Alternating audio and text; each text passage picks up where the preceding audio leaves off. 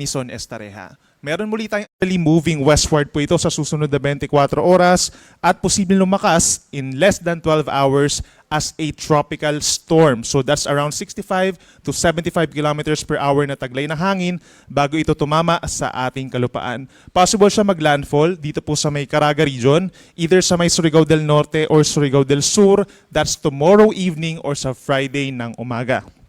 Afterwards po, sa Friday at sa Saturday, kikilos ang bagyo sa may Caraga region, Northern Mindanao. Maapektuhan din po yung timog na bahagi ng Eastern Visayas, Central Visayas, Negros Island region, Western Visayas, hanggang dito po sa may Sulusi at Northern Palawan. At pagsapit po ng Sunday ng umaga, ay nasa may West Philippines na po itong si Bagyong Basiang. And possibly by that time, lalakas yung ating northeast monsoon o yung malamig na amihan at hihina ang bagyo bilang isang low pressure area. So yung intensity niya, lalakas siya within 24 hours habang nasa may karagatan pa ng Philippine Sea.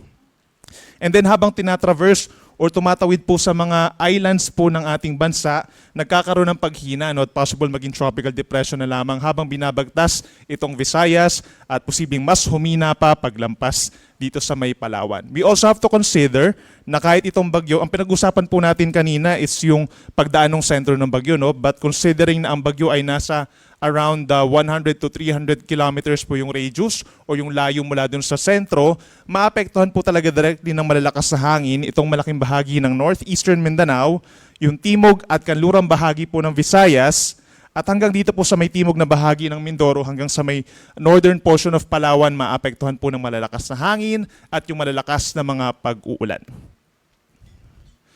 In terms of hangin, meron na po tayong wind signal number 1 sa 12 lugar sa Visayas and Mindanao. Kabilang na po ang southern portion of Eastern Samar, southern portion of Samar, central and southern portions of Leyte, southern Leyte, gayon din sa Dinagat Islands, Surigao del Norte, Surigao del Sur, Agusan del Norte, Agusan del Sur, Camiguin, eastern portion of Misamis Oriental, at northern portion of Davao Oriental. Kapag po unang beses pa lamang kayong binigyan ng babala bilang isa, magbibilang po tayo ng 1.5 araw or 36 hours bago ninyo maramdaman yung mga pabugso-bugsong hangin. So huwag po kayong magtaka kung maganda pa yung panahon at hindi naman mahangin sa inyong lugar. Meron pa po kayong 1.5 araw para paghandaan yung malalakas po na hangin. At posible nga po ito mangyari simula bukas ng hapon hanggang sa araw po ng Friday. So mas marami pang lugar ang magkakaroon ng mga wind signals at dahil nga po inaasahan na lalakas pa ang bagyo bilang tropical storm hanggang wind signal number 2 po ang highest wind signal na itataas natin dun sa mga posibleng daanan ng bagyo base sa ating latest track. Yung mga pabugso-bugsong hangin mararamdaman din po sa ibang lugar sa ating bansa. Yan po ay dahil kay Bagyong Basiang at dahil na rin sa northeast monsoon. Most of Luzon, pabugso-bugsong hangin bukas, gayon din sa Visayas, Northern Mindanao, Davao Region, Zamboanga Peninsula, Basilan at Tawi-Tawi. Pagdating naman po sa mga pag-ulan, for the next 4 days, meron pa rin tayong maaasahan ng mga malalakas or significant rains. So within the next 24 hours or bago tumama sa kalupaan, itong si Bagyong Basiang, nararamdaman na po yung outer rain bands dito sa may silangang parte ng Mindanao from Dinagat Islands, Surigao del Norte, Surigao del Sur, Davao Oriental and Davao de Oro hanggang 100 millimeters po in a span of 24 hours. So itong mga ganitong kalakas po ng mga pag-ulan, posible magdulot ng mga pagbaha sa mga low-lying areas at maaaring makapag-apaw ng mga ilog at magdulot ng landslides.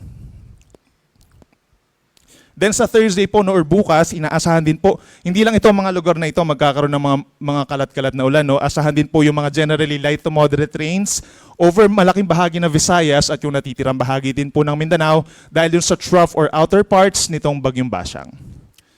Pagsapit po bukas ng hapon hanggang sa Friday ng hapon, ito yung time kung saan papalandfall na yung bagyo hanggang sa makarating po dito sa may Central Visayas. So during those 24-hour period, ito yung mga lugar na magkakaroon ng mga significant na pag-ulan.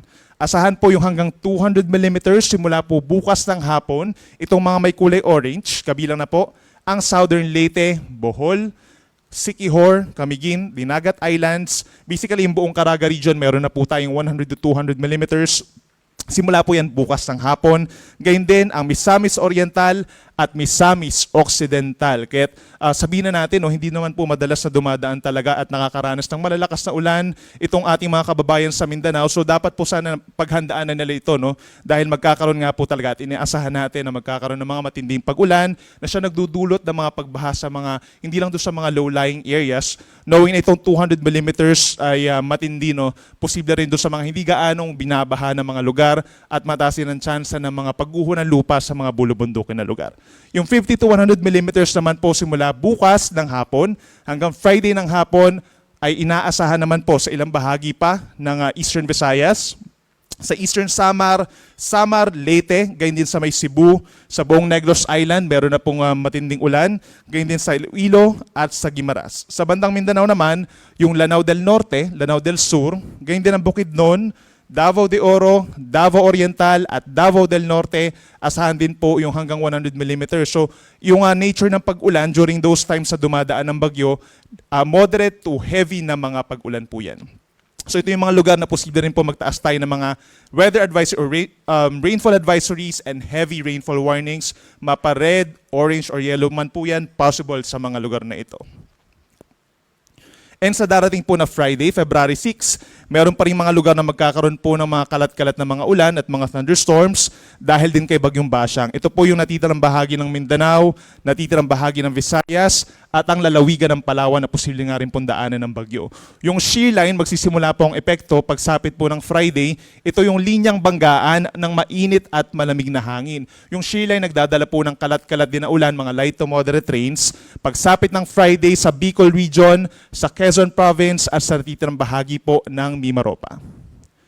Pagsapit naman ng Friday afternoon hanggang sa weekend, we're expecting na yung bagyo ay nandito na sa may Negros, going dito sa may Sulusi. Kaya ito yung mga lugar na magkakaroon po ng mga significant or matitinding ulan. Meron tayong 100 to 200 millimeters pa rin dito sa may Antique, Naklan, kung saan pinakamalapit ang bagyo. Habang meron naman tayong 50 to 100 millimeters sa may Palawan, Oriental Mindoro rather, ganyan din sa may Romblon, Capiz, Iloilo, Guimaras at Negros Occidental. Muli po, binabalaan natin ang ating mga kababayan sa posibleng mga pagbaha at pagguho ng lupa sa mga lugar na ito. Especially dito sa may parting Negros, nagkaroon po ng malawakang pagbaha recently dahil po dun sa shear line at dahil na rin sa amihan, maging dito rin sa may Northern Samar at Eastern Samar. Kaya kapag nag-trigger muli ng panibagong series ng mga pag-uulan, mataas ang tsansa ng mga pagguho ng lupa. Sa araw naman po ng Sabado, meron pa rin mga uulanin lugar, no? Bukod dito sa mga nakita natin sa mapa, meron tayong rains and thunderstorms over Central Visayas at natitirang bahagi ng Negros Island Region. Mag-i-improve yung weather sa Sabado sa may Eastern Visayas at maging sa malaking bahagi ng Mindanao. Yung shear line naman o yung banggaan nga ng mainit at malamig na hangin, magdadala pa rin po ng mga light to moderate rains over Metro Manila. Gayun din ang Bicol Region, Calabarzon, at rest of Mimaropa. So ugaliin po na magbaon ng payong kung lalabas ng bahay at mag-ingat na rin sa mga banta ng baha at landslides the moment na magpatuloy ang malalakas na pag-ulan. Pagdating naman po sa sea conditions o yung lagay ng ating karagatan malayo sa Pampang, meron po tayong gale warning o babala sa mga delikadong alon. Ito yung mga lugar na pinakamalapit sa bagyo sa ngayon, sa Bagyong Basyang. Northern Samar, Eastern Samar, baybayin ng Dinagat Islands, Surigao del Norte at Surigao del Sur hanggang 4.5 meters po sa ngayon. Equivalent po yan sa 1.5 palapag ng gusaling taas sa mga pag-alon. Delikado for small sea vessels or even yung mga medium-sized vessels, no? At dahil nga meron ng wind signals doon, most likely pagbabawalan na po ang sea travel at magpapatuloy pa ang sea travel suspensions hanggang bukas or sa Friday.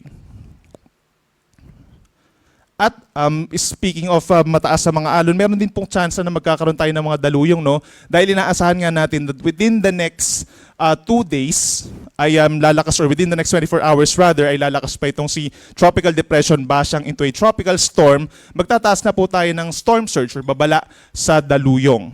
Within the next 48 hours or 2 araw, bukas at sa Friday, posible na po yung 1 to 2 meters na taas ng daluyong. Ito yung pagragasa po ng tubig malapit sa Pampang mismo, no? Sa mga coastal communities natin, sa may Dinagat Islands, Surigao del Norte, Surigao del Sur at Davao Oriental. So please coordinate naman sa inyong mga local government units, yung mga nakatira po sa mga coastal communities kung kinakailangan ng rescue or evacuation. Yun namang gale warning, speaking of gale warning kanina, possible na madagdagan pa po yung gale warnings natin. Dito po sa baybayin ng Agusan, sa may natitirang baybayin po ng Eastern Visayas, Central Visayas at yung paligid po ng Mindanao Sea. Mataas din po ang chance na habang lumalapit ng bagyo, nagkakaroon din tayo dyan ng delikadong alon at yung mga sea travel suspensions. At yan muna latest mula dito sa Weather Forecasting Center po ng Pag-asa. Yung next update natin ay mamayang 11:00 po ng gabi. Ako muli si